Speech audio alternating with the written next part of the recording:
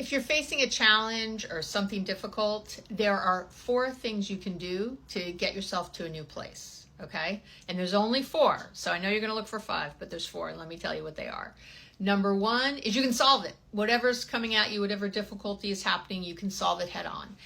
Something I highly recommend. A lot of us, procrastinate or put off, we get anxious, but solving something head on will absolutely help you feel better and move forward. Number 2 is to change how you think about it, change your perception about whatever's coming at you that feels so challenging or upsetting. And we call this cognitive reframing in psychology. It's really the basis of most kinds of therapy. And we know that you feel the way you think. So if you want to change your feelings, you have to change your thoughts about something. And the quickest cognitive reframe I usually give people is to think that life is happening for me, not to me.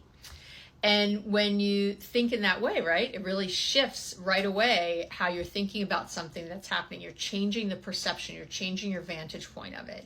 Another thing to do, if you think of something as a problem or an obstacle, instead think of it as a challenge or being called to a higher level or a higher good in yourself. That's another way to do a quick perception change.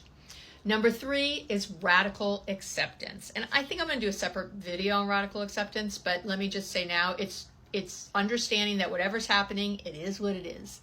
Here it is, this is the reality, and I need to face it with grace, with dignity, with a full heart, and I just need to be in this space with it because I can't seem to solve it and I can't seem to change how I think about it right now. So it's full acceptance, big breath in and out.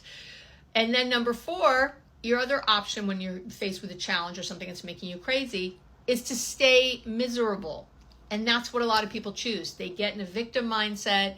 It's someone else's fault. If this person would just change, then I'd be better. If this situation would change, if I had more money, if I had a partner, blah, blah, blah, then I would feel happier. This is no way to approach your life and the challenges that are there because you stay as a victim without any power. And that is not who you are. Oh no, my dear, no.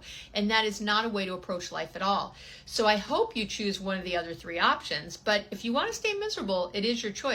But there is no 5th option of other people changing and all that. Yeah, maybe it could happen, but you can't count on that. Instead, you have to count on yourself. And you got to solve that problem head on. You have to change how you're thinking about it and change your perceptions.